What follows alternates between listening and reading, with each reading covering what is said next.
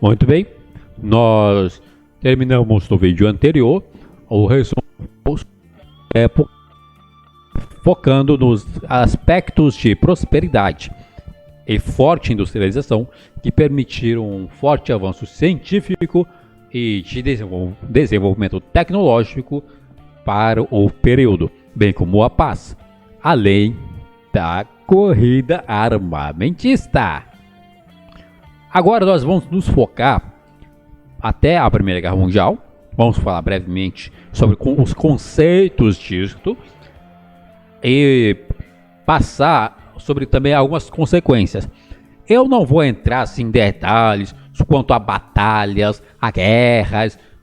Eu não vou entrar nesses detalhes porque vai ficar muito grande e vai sair do meu objetivo, que é conceituar,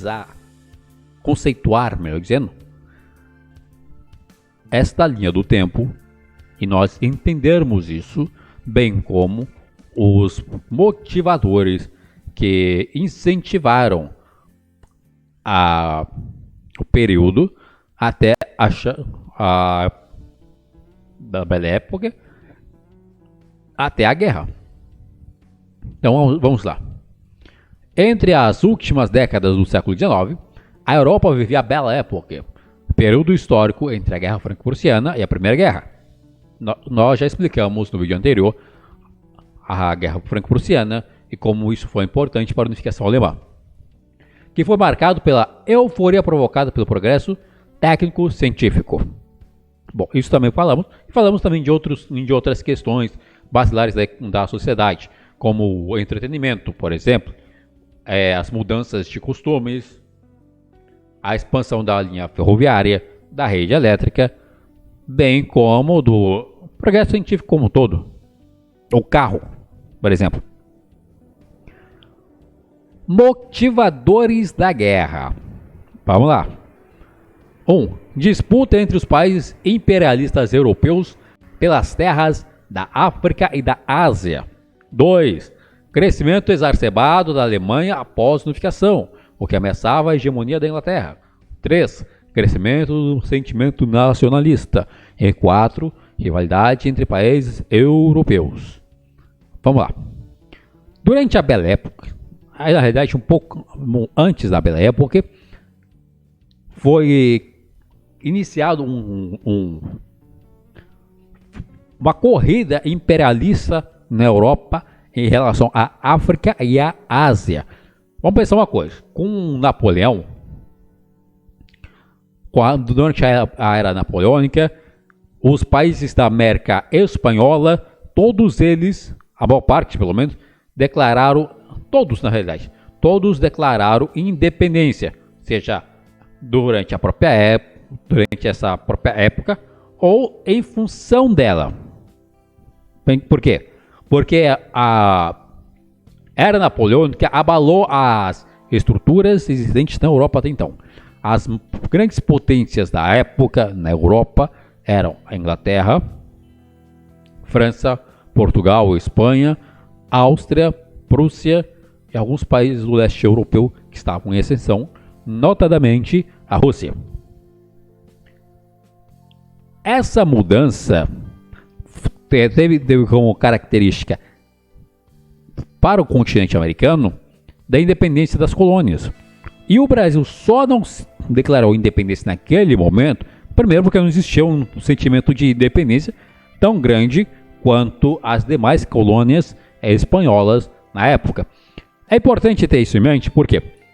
Porque o Brasil era uma colônia, mas as colônias espanholas estavam divididas em vice-reinados, ou seja, embora as colônias espanholas também fossem, na teoria, colônias, elas eram, na prática, mais próximas de um reino unido do que uma colônia. Por quê? Porque o governo espanhol criou o que na época eles chamaram de vice-reinados.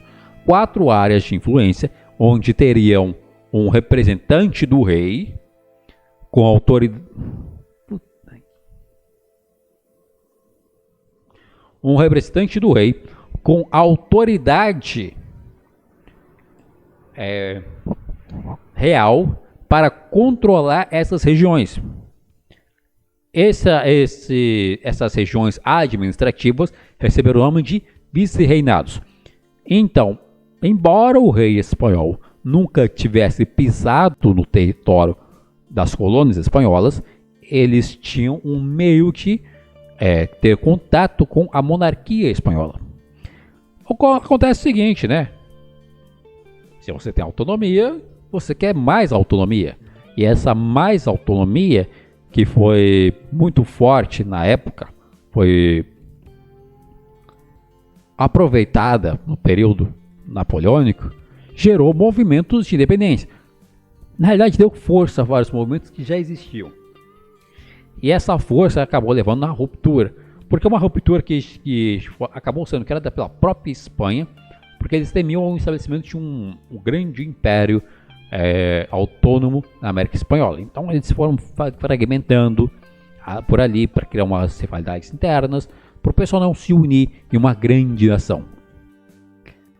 É por isso que, por exemplo, temos vários países na América Latina que falam espanhol. No Brasil, a coisa funcionou diferente, porque como o rei veio para cá, tecnicamente, a metrópole se tornou o Brasil, porque o rei estava aqui. Isso fica interessante de perceber pela denominação que o pessoal deu na época das chamadas Nações Amigas com a abertura dos portos. E algum tempo depois, houve a elevação do Brasil em status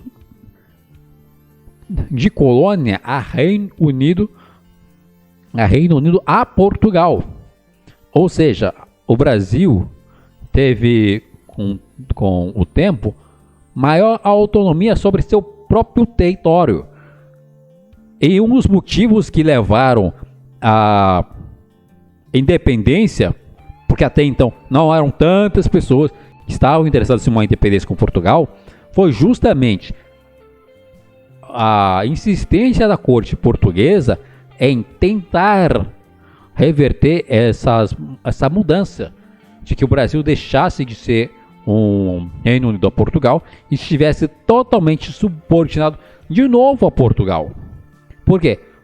Se o Brasil era um Reino Unido a Portugal, o Brasil podia comercializar com qualquer parte do mundo. Por mais que na prática eles ainda estivessem sob um forte domínio português, eles comercializavam com quem eles queriam. E se o Brasil voltasse a ser uma colônia de fato, só poderia comercializar com Portugal. Para o pessoal na época era ruim, né? Enfim, teve na época napoleônica que bagunçou tudo isso, e essa bagunça acabou, depois que Napoleão foi derrotado, acabou levando a uma busca imperialista de novo.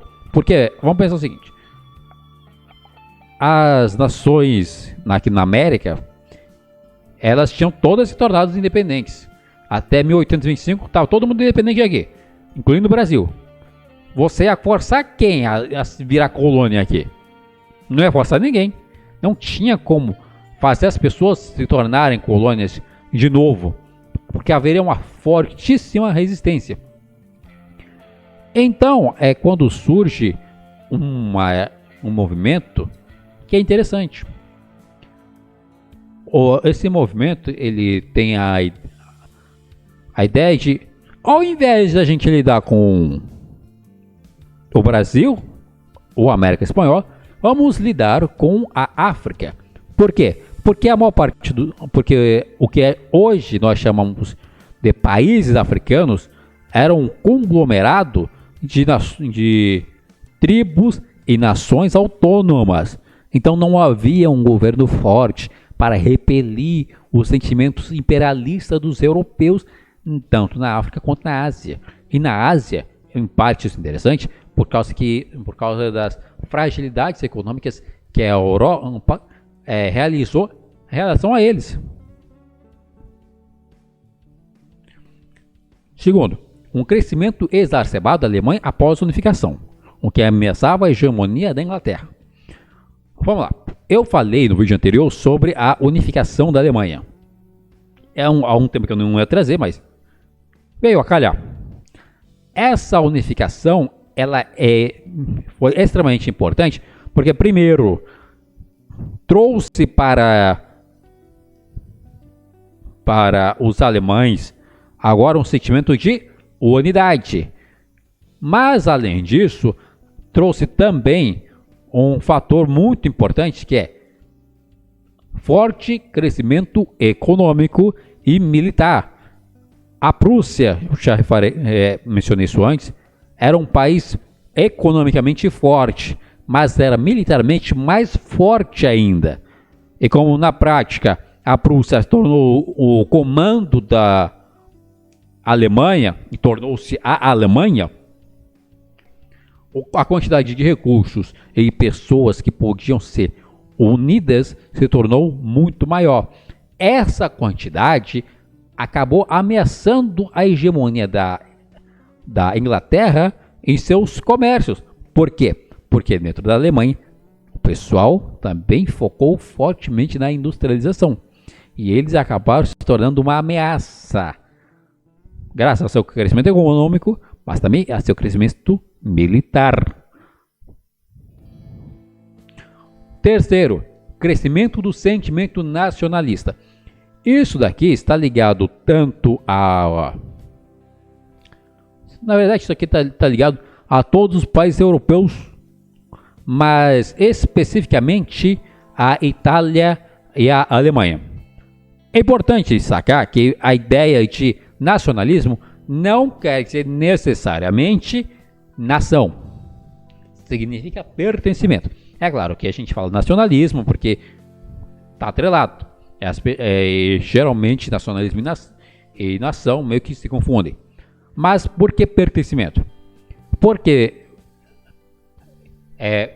você ter orgulho de suas origens ou do local de onde você veio. Você pertencer a um ambiente.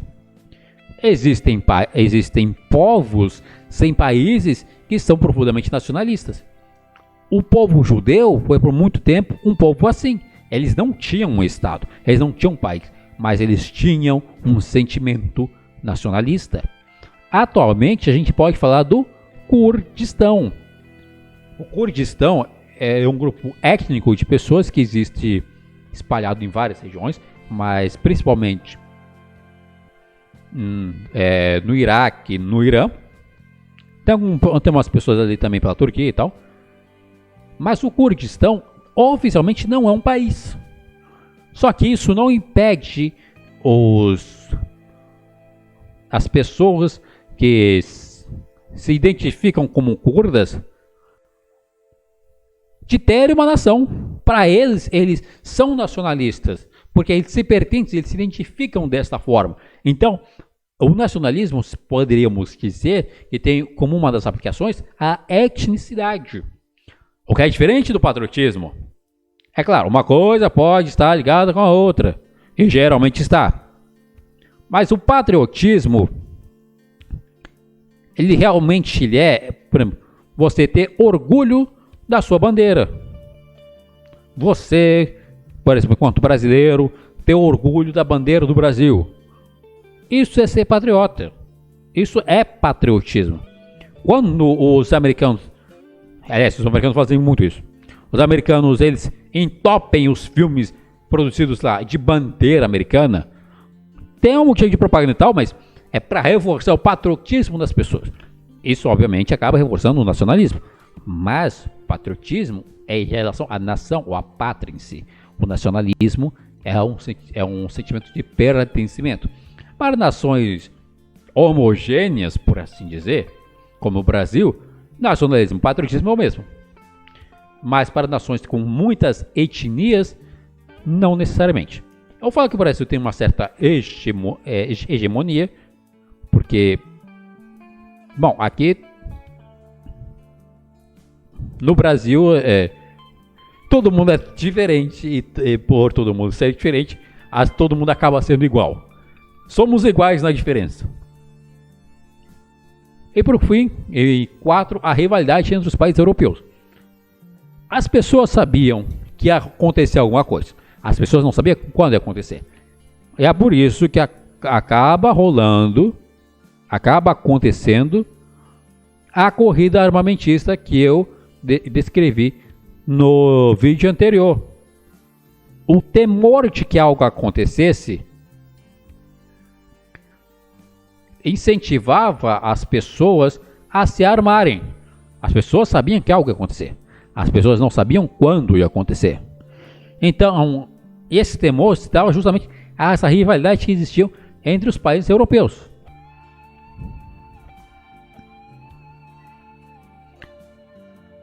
Em vista dessa rivalidade, os países começaram a fazer alianças entre si. Então, se você me atacar, vamos fazer o seguinte: a gente junta aqui, se alguém atacar alguém, todo mundo entra junto para atacar aquele que atacou primeiro. Era uma forma de você tentar garantir uma forma de segurança a você e aos outros. Afinal, se você mexer com um, mexeu com os outros. E ninguém quer uma guerra, tipo, geralmente ninguém tem força suficiente para peitar 3 países de uma vez. Em vista dessa rivalidade, os países começaram a fazer alianças. Tivemos a Tríplice Aliança com a Alemanha, Áustria, Hungria e Itália, que passou para o outro lado, né? A Itália traíra. Teve também o Império Otomano aqui. Mas eu não vou entrar nos detalhes do Império Otomano, porque senão a gente vai ter que falar o que aconteceu no leste europeu. E vai escapar muita coisa por aqui. E tivemos, de outro lado, então vamos lá. Alemanha, um país de franco crescimento. Áustria-Hungria, um país... Olha, a Áustria era um país muito forte também. Economicamente e militarmente. Rivalizava com a Prússia, antes da Prússia tornar-se Alemanha. Mas depois que eles criaram o império com a Hungria, a Áustria-Hungria, eles tomaram umas decisões idiotas. Tipo, misturar húngaros, austríacos e húngaros não foi uma ideia boa. Inclusive eles tinham um sistema de monarquia dualista. Então você tinha 2 ministérios de relações exteriores. Não, relações exteriores não. Isso era competência exclusiva do imperador. Mas, por exemplo, você tinha 2 ministérios do interior. Na época existia o Ministério do Interior. O Ministério do Interior é para lidar com os problemas internos. Então você tinha um Ministério do Interior para a Áustria, você tinha um Ministério do Interior para a Hungria. Qual a chance disso estar ruim? Então, você tinha 2 capitais. Então o governo ficava 6 meses numa capital, 6 meses na outra capital. Qual a chance que isso está ruim? Muito grande. E junte-se a isso também que dentro do Império da Áustria-Hungria existia um monte de etnia que odiava os austríacos. Existiam croatas, bósnios e sérvios. Os sérvios fizeram uma baguncinha ali por culpa eu acredito, por uma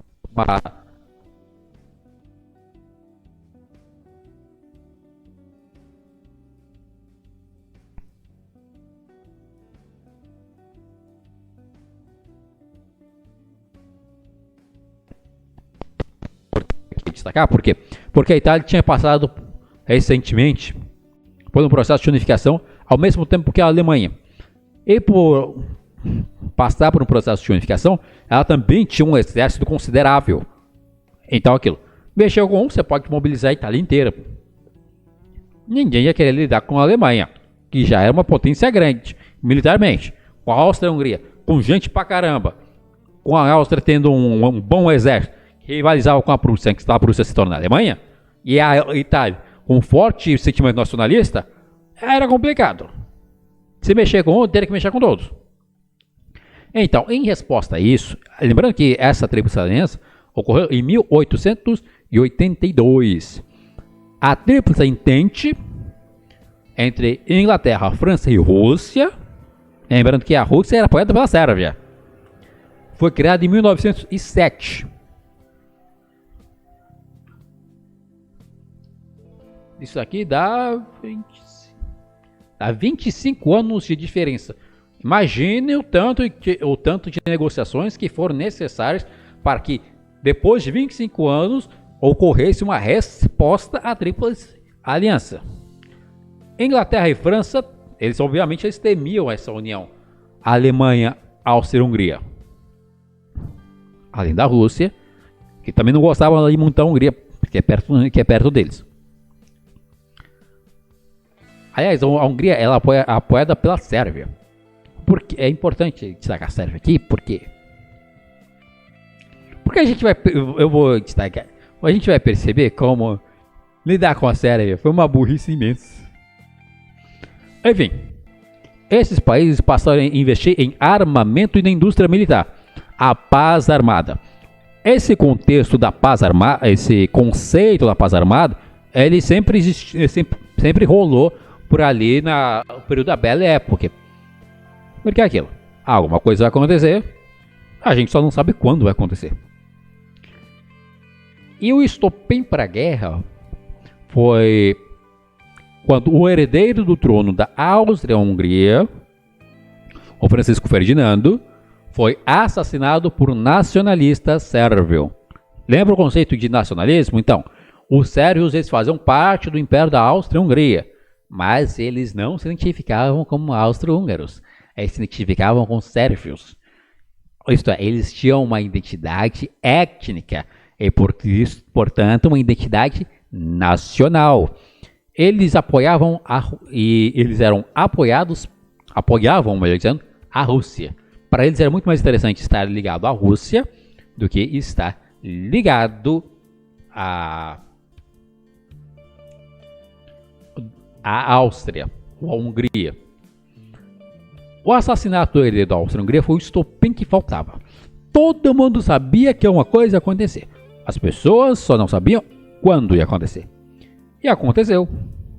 O Francisco Ferdinando, cara, é impressionante o nível de burrice que foi empregado pelo Ferdinando. Porque é o seguinte, o nacionalista sérvio é Filip Gabrieli, se não me engano o nome dele. O Ferdinando ele estava andando por uma rua, numa região da Sérvia. Esqueci o nome da cidade, mas tem a cidade lá até hoje. E o motorista dele errou uma rua. O cara, o Felipe Gabriel, estava armado, porque todo mundo desconfiava de todo mundo, então todo mundo andava com os canhão. Ele estava armado e quando ele viu o herdeiro do trono e um carro sem guardas, ele falou assim: eu vou dar um tiro nele, pô. Esses caras estão nos oprimindo, então tiro nele. Por isso que eu falo assim, mano, é uma ideia muito idiota.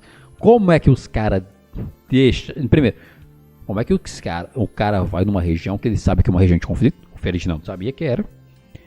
Primeiro, como é que ele vai numa região dessa? Segundo, como é que ele vai nessa região sem a proteção adequada? E terceiro, como é que ele vai numa região em que o motorista não conhece onde raios está andando? É o estopim que faltava. Tem uma treta, inclusive, envolvendo o herdeiro da Áustria-Hungria e tal, mas eu não vou entrar aqui. A guerra em si. O início da guerra foi dado quando a Áustria-Hungria, juntamente com a Alemanha, declara a guerra contra a Sérvia, que à época era apoiada. A Sérvia já era um estado, mas haviam sérvios, nacionalistas sérvios, dentro do Império da Áustria-Hungria. A Sérvia que é apoiada pela Inglaterra, pela França e pela Rússia. Ou seja, quando a Áustria-Hungria declara guerra, a Sérvia, ela no final está declarando guerra à a Inglaterra e a França. Gente, é uma decisão extremamente estúpida. É claro, o pessoal só precisava de um motivo. O pessoal conseguiu um motivo. O motivo foi burro? Foi. Mas foi o motivo. Continuando. Temos uma observação interessante sobre a Itália.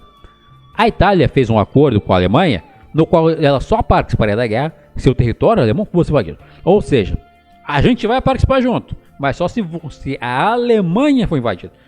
Se a Áustria-Hungria for invadida, tô nem aí. Então, se a Alemanha não for invadida, a gente vai ficar na nossa. E foi basicamente o que eles fizeram por muito tempo. Tanto que foi nesse período em que aconteceu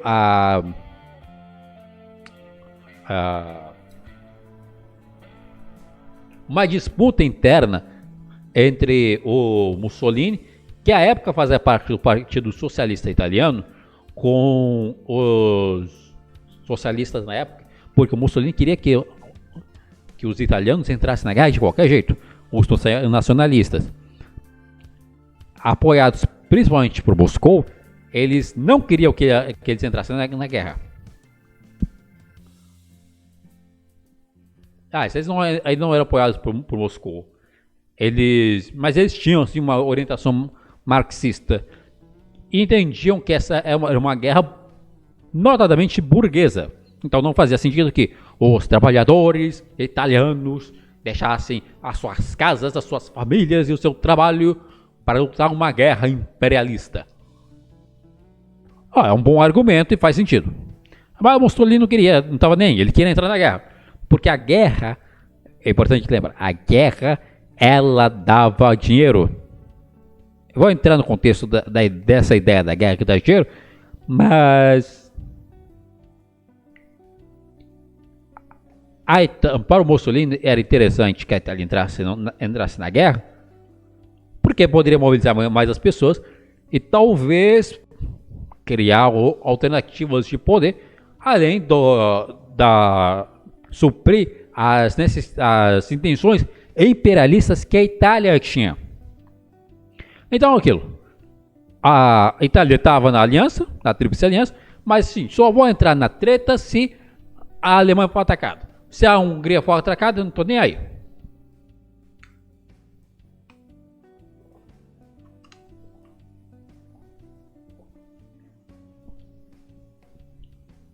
As batalhas desenvolveram-se principalmente nas trincheiras, onde havia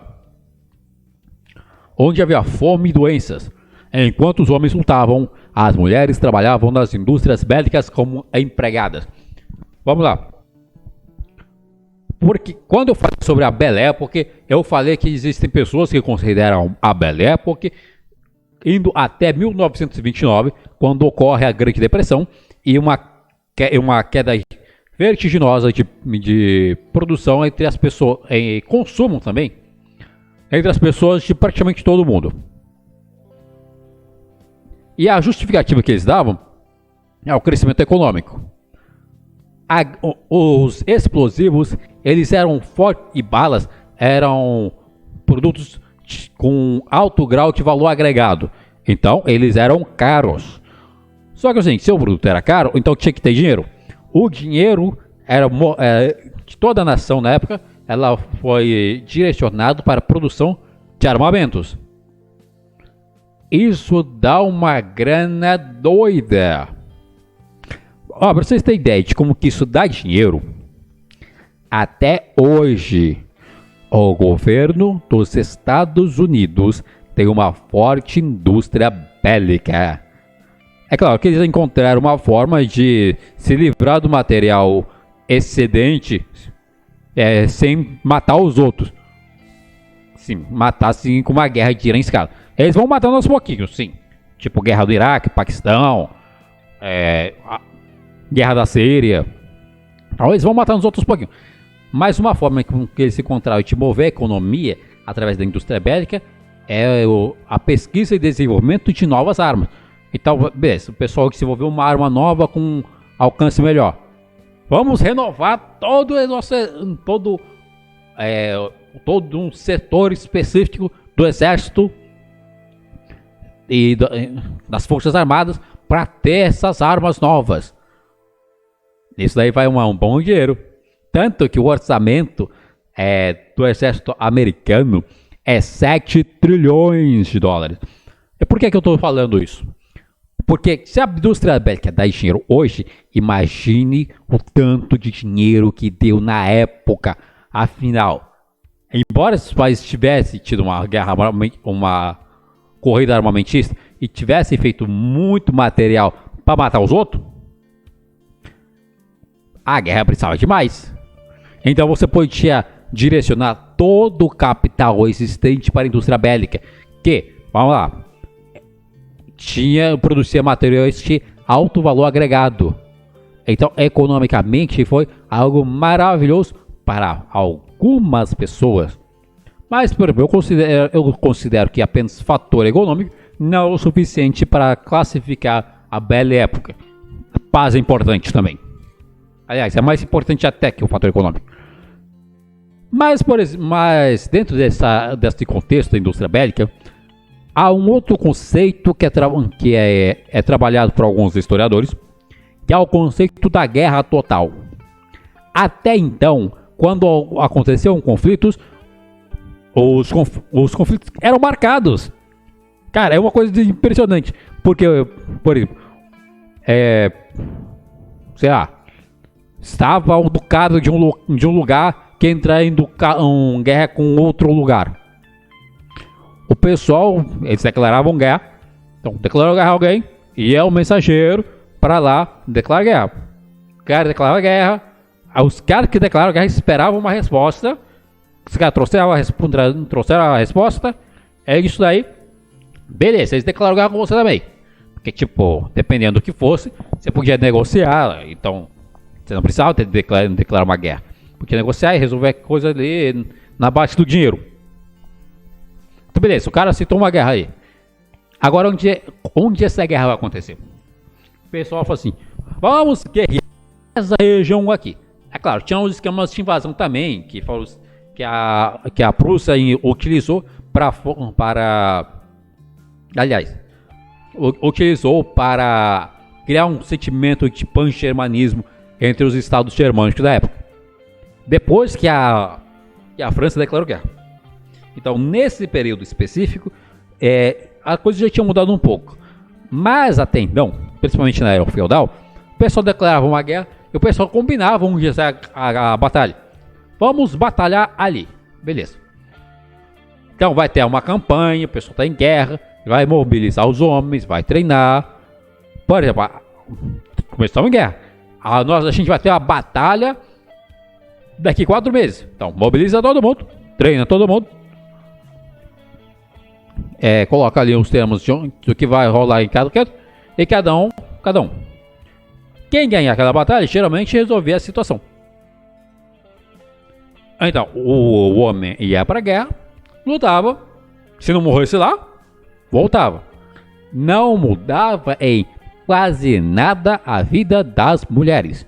O homem simplesmente ausentava-se para cumprir seu dever com a pátria, uma semana ou um mês, se fosse o caso, e depois ele estava de volta. Com a Primeira Guerra Mundial, a coisa mudou. Por quê? Porque o pessoal não tinha mais lugar, as pessoas não marcavam mais guerra. O pessoal, as batalhas simplesmente aconteciam dia e noite, tiro para todo lado. E no caso específico da Primeira Guerra, os campos de Flandres, na Bélgica, praticamente marcada por isso, teve as guerras de trincheira. As guerras de trincheira é o seguinte, os caras cavavam uma trincheira no chão, entravam ali dentro, atiravam morteiros, então explosivos, atiravam balas de lá, jogavam granadas e por aí vai. Só que não avançava muita coisa, porque pela guerra de trincheira. Então, o que tinha diferença tinha um canto para o outro, tipo da trincheira, da sua trincheira, da trincheira do inimigo, era conhecido como terra de ninguém. Só que é o seguinte, a Bélgica faz um frio da desgraça. Os campos de Flandres, vocês podem pesquisar até hoje. Muitos soldados iam para lá e acabavam morrendo ou fosse pela guerra propriamente dito, ou fosse de fome, dado a falta de logística que a indústria da guerra ainda não havia desenvolvido para manter esses soldados, ou fosse por doenças, porque não tinha higiene nenhuma. Então, a pessoa entrava ali com a cara e coragem e saía mortinho da Silva. Então, devido aos homens estarem indo para as trincheiras e uma guerra que não se sabia quando ia acabar, ao contrário das guerras anteriores, a indústria não podia parar. Então, se o homem não estava mais na cidade, não estava mais trabalhando, alguém precisava fazer esse trabalho. Foi quando as mulheres começaram a trabalhar nas indústrias bélicas como empregadas. Por que é importante destacar isso aqui? Que as mulheres começaram a trabalhar na indústria bélica. Porque até então, vamos lá, na primeira Revolução Industrial, as mulheres trabalhavam em indústria. Não indústria bélica, porque ainda não existia uma indústria bélica durante a primeira Revolução Industrial. Mas com um melhoramento de vida, principalmente durante a Belle Époque, as mulheres elas saíram das indústrias e passaram a viver em casa, como donas de casa. O que também estavam trabalhando na bexiga, porque tinha 8 filhos. Então, quando o homem era responsável por manter a mulher e os filhos, por aí vai. Foi um arranjo que a gente pode dizer que melhorou a vida das mulheres durante o período da Belle Époque. Por quê? Porque a mulher ela não tinha mais que lidar com rotinas exaustivas de trabalho na indústria, igual à primeira Revolução Industrial. Por quê? Porque as pessoas estavam mais ricas e o trabalho do homem bastava para manter ele, para manter a mulher, para manter os filhos, a propriedade, por aí vai. Ou seja, teve uma melhora. Mas na guerra, com a ausência dos homens trabalhando, as mulheres tiveram que ir para a guerra. E é onde inicia-se o conceito de guerra total. Guerra total por quê? Porque você podia continuar vivendo sua vida normal enquanto estava rolando uma guerra em algum canto por ali? Podia. Mas da Primeira Guerra, não. Todo mundo estava no esforço de guerra. E se você não quisesse participar, bom, apanhava. Simples assim. Principalmente os homens eram recrutados à força.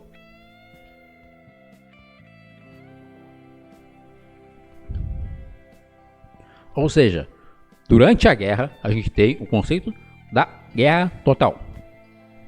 Avançando por aqui, temos que a Itália, que fazia parte da Tríplice Aliança, se encontrava em outra guerra, devido ao fato de que ainda não haviam conflitos dentro do território alemão.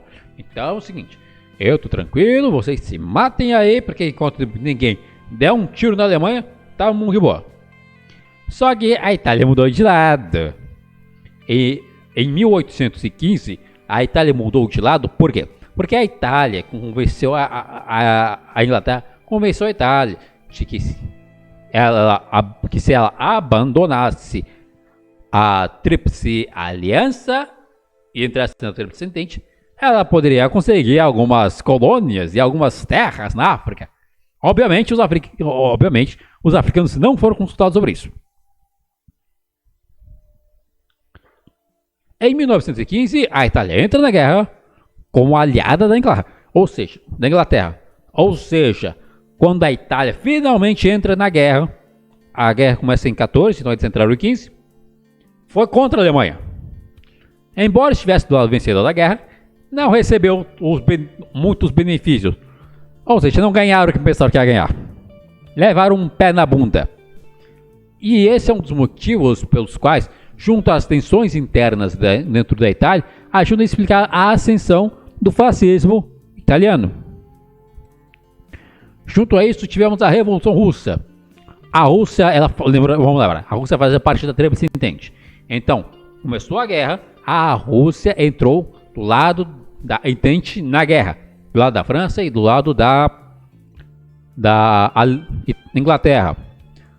Ocorre que é o seguinte, em 1917, a Rússia saiu da guerra devido à Revolução Russa, que a tornou socialista. Oficialmente, a Rússia torna-se socialista com a fundação ali se não me engano, da União Soviética, em 21. Então, oficialmente, em 17 ela não era socialista. Na prática era. Mas enfim. Por que a revolução aconteceu? Um dos fatores foi uma resposta à guerra. Porque, vamos pensar uma coisa.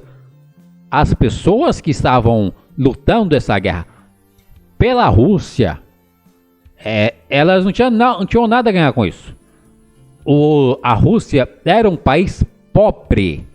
Enquanto a Alemanha era um país rico, a Rússia era um país pobre. E sendo a Rússia um país pobre, ela não conseguia manter um esforço de guerra tão efetivo quanto a Alemanha fizesse. E quais foram as consequências disso? O povo ficou com raiva. Porque as pessoas começaram a ter a noção também, em parte graças à industrialização, que permitiu a maior circulação de jornais pela Rússia, de que eles não tinham nada a ver com essa guerra. Foi onde a propaganda socialista ganhou força ao falar o seguinte: esta é uma guerra de burgueses, não de trabalhadores. O que no fundo faz sentido, porque beleza, o czar ele é primo do rei da Inglaterra, mas isso mudou o que na vida do russo ferrado no interior, no meio da Rússia, na Sibéria? Não mudava nada. Não mudava nada positivamente, mas mudava negativamente, porque por causa do cara, eles teriam que passar fome, frio, privações. Então foi um prato cheio para que os proletários e os trabalhadores de fábrica da Rússia aderissem à causa socialista e derrubassem o governo e instaurassem um novo governo que deu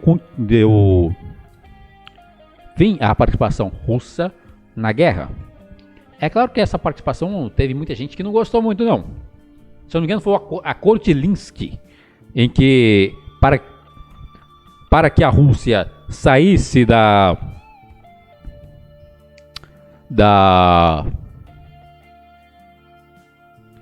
guerra, a região da Finlândia devia tornar-se independente. Obviamente havia um movimento por ali que queria independência. Lenin assinou, e isso aconteceu. Teve gente que não gostou, mas não é como se o pessoal na Rússia naquele período tivesse muita opção de lidar com isso. Com a saída da Rússia da guerra, a coisa pega um rumo interessante. Porque é o seguinte, a Alemanha, basicamente a Alemanha, ela tinha dois frontes de luta. O fronte ocidental e o fronte oriental. No fronte oriental, ela tinha que lidar com a Rússia. E a Rússia era um país imenso. Apesar de ser um país pobre, é um país imenso. Então a capacidade de mobilização é grande. Gente, nós vamos ver isso na Segunda Guerra Mundial, quando Stalin mobiliza 20 milhões de soldados dos soviéticos. Aí não é só da Rússia, né? Mas a grande parte veio da Rússia para lutar ao lado dos aliados, então, Estados Unidos e Inglaterra, contra o eixo. Ou seja, lutar contra a Alemanha de novo. Enfim, com a saída da Rússia, a Alemanha tem uma respirada, porque agora eles não têm que lidar mais com o flanco oriental, apenas com a frente ocidental. E na frente ocidental eles tinham que lidar com a Inglaterra e com a França.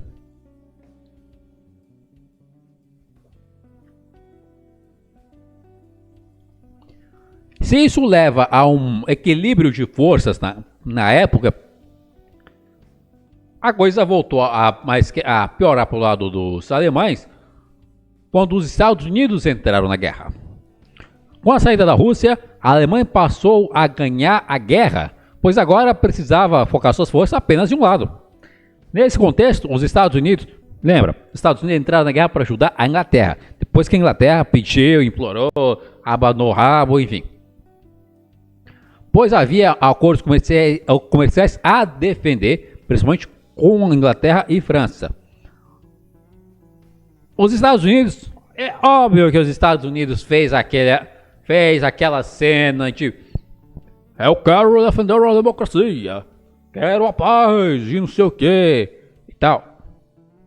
Mas eles só entraram, embora a Inglaterra estivesse desesperada, para proteger seus acordos comerciais. E, obviamente, costurar novos acordos comerciais mais interessantes. Esse fato marcou a vitória da Entente, forçando os países da aliança a assinar a rendição.